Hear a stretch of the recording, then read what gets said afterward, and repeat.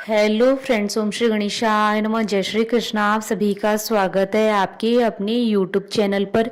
Friends, आज हम आपको इस वीडियो में बताने जा रहे हैं चैत्र मास के कृष्ण पक्ष की पाप मोचनी एकादशी का शुभ मुहूर्त, व्रत पारण का समय, व्रत कथा, महत्व और उपाय के बारे में। फ्रेंड्स, वीडियो शुरू करने से पहले आपसे रिक्वेस्ट है, अगर आप हमारे चैनल पर नए हैं और आपने अभी तक चैनल को सब्सक्राइब नहीं किया है तो प्लीज सब्सक्राइब कीजिएगा चैनल को, साथ ही प्रेस कीजिएगा बेल आइकन को, जिससे नए वीडियो से रिलेटेड नोटिफिकेशन आपको तुरंत प्राप्त हो सके। और वीडियो पसंद आने पर वीडियो को लाइक और शेयर जरूर कीजिएगा ताकि सभी भक्तों को इस वीडियो का लाभ प्राप्त हो सके। और कमेंट बॉक्स में जय श्री कृष्ण जरूर लिखिएगा। हिंदू पंचांग के अनुसार चैत्र मास के कृष्ण पक्ष की एकादशी को पाप मोचनी एकादशी कहा जाता है। साल 2024 में चैत्र मास की कृष्ण पक्ष की एकादशी 5 अप्रैल 2024 शुक्रवार के दिन है।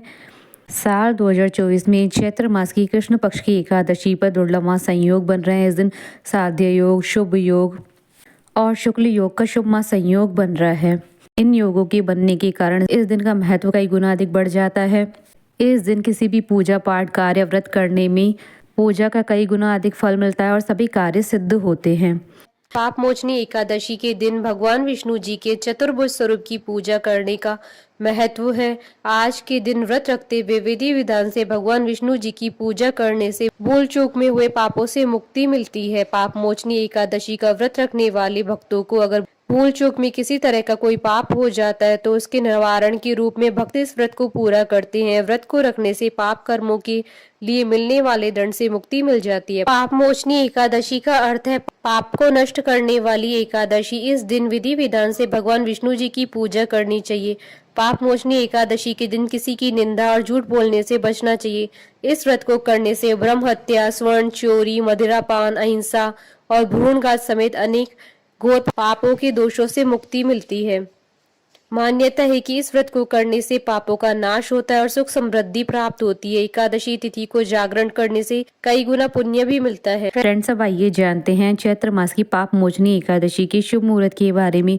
हिंदू पंचांग के अनुसार साल 2024 में पाप मोचनी एकादशी का व्रत 5 अप्रैल 2024 शुक्रवार के दिन है। चैत्र कृष्ण एकादशी तिथि प्रारंभ होगी 4 अप्रैल 2024 को शाम 4:14 पर और चैत्र कृष्ण एकादशी तिथि का समापन होगा 5 अप्रैल 2024 को दोपहर 1:28 पर। व्रत पारण का समय रहेगा 6 अप्रैल 2024 को सुबह 6:12 से सुबह 8:43 तक और हरिवासर समाप्ति का समय रहेगा 6 अप्रैल 2024 को सुबह 10:19 पर।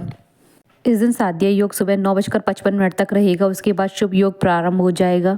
शुभ योग 6:14 तक रहेगा। उसके बाद शुक्ल योग प्रारंभ हो जाएगा। फ्रेंड्स, अब आइए जानते हैं पाप मोचनी एकादशी की पूजन विधि के बारे में। एकादशी का व्रत रखने वाले जातकों को दशमी के दिन सात्विक भोजन करना चाहिए और हो सके तो दशमी की रात्रि में अन्न का सेवन नहीं करना चाहिए। एकादशी के दिन प्रातःकाल नित्य कर्मों का पालन करने के बाद स्वच्छ वस्त्र को धारण करके व्रत करने का संकल्प ले और पूजा की तैयारियां करें। भगवान विष्णु जी की पूजा में गुड़, चने की दाल, अक्षत, पुष्प, चंदन और धूप दीप एकत्र कर ले। अब सच्ची श्रद्धा भाव से भगवान विष्णु जी के चतुर्भुज रूप की पूजा करें।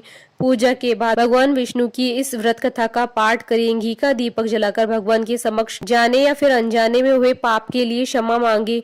ओम नमो भगवते वासुदेवाय मंत्र का जाप करें। इसके साथ ही एकादशी तिथि को रात्रि को जागरण करें। द्वादशी के दिन प्रातः स्नान करके विष्णु भगवान की पूजा करें। फिर ब्राह्मणों को भोजन करवाकर दक्षिणा सहित विदा करें और व्रत का पारण करें। पाप मोचनी एकादशी व्रत कथा। धर्मराज युधिष्ठिर बोले, हे जनार्दन, चैत्र मास के कृष्ण पक्ष की एकादशी का क्या नाम है तथा इसकी क्या विधि है? कृपा करके आप मुझे बताइए। श्री भगवान बोले, हे राजन, चैत्र मास के कृष्ण पक्ष की एकादशी का नाम पाप मोचनी एकादशी है। इसके व्रत के प्रभाव से मनुष्य के सभी पापों का नाश होता है।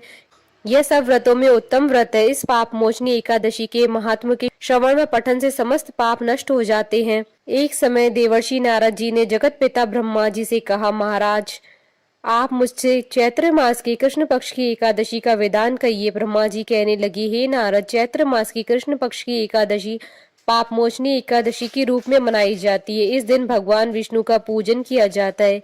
कथा के अनुसार प्राचीन समय में चित्रत नामक एक रमणीक वन था। इस वन में देवराज इंद्र गंधर्व कन्याओं तथा देवताओं सहित स्वच्छंद विहार करते थे। एक बार मेधावी नामक ऋषि भी वहां पर तपस्या कर रहे थे। वे ऋषि शिव उपासक तथा अप्सराएं शिव द्रोहिणी अनंग दासी अनुचरी थी।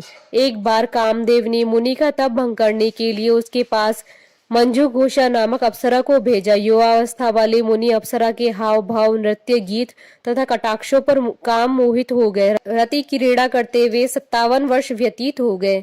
एक दिन मंजू घोषा ने देवलोक जाने की आज्ञा मांगी। उसके द्वारा आज्ञा मांगने पर मुनि को भान आया और उन्हें आत्मज्ञान हुआ कि मुझे रसातल में पहुंचाने का एकमात्र कारण अप्सरा मंजू घोषा ही है। क्रोधित होकर उन्होंने मंजू घोषा को पिशाचिनी होने का श्राप दे दिया। श्राप सुनकर मंजू घोषा ने कामते हुए ऋषि से मुक्ति का उपाय पूछा। तब मनुष्य ने पापमोचनी एकादशी का व्रत रखने को कहा और अप्सरा को मुक्ति का उपाय बताकर पिता च्यवन के आश्रम में चले गए। पुत्र के मुख से श्राप देने की बात सुनकर च्यवन ऋषि ने पुत्र की घोर निंदा की तथा उन्हें पापमोचनी चैत्र कृष्ण एकादशी का व्रत करने की आज्ञा दी। व्रत के प्रभाव से मंजू घोषा अप्सरा पिशाचिनी के देह से मुक्त होकर देवलोक चली गया था। हे नारद, जो कोई मनुष्य विधि पूर्वक इस व्रत को करेगा उसके सारे पापों की मुक्ति होना निश्चित है, और जो कोई इस व्रत के महात्म्य को पढ़ता है और सुनाता है उसे सारे संकटों से मुक्ति मिल जाती है। मनोकामना पूर्ति के उपाय। जो जातक पापमोचनी एकादशी का व्रत रखते हैं उन्हें इस दिन श्रीमद् भगवत गीता का भी पाठ करना चाहिए। मनोकामना पूर्ति के लिए इस दिन पीपल के पेड़ के नीचे सुबह और शाम दीपक जलाना चाहिए और 11 बार परिक्रमा भी लगाएं। ऐसा करने से आपकी इच्छा की पूर्ति होगी। बोलिए भगवान श्री हरि विष्णु जी की जय, सनातन धर्म की जय। हमारे साथ इस वीडियो में अंत तक बने रहने के लिए आपका धन्यवाद। ओम श्री गणेशाय नमः। जय श्री कृष्ण।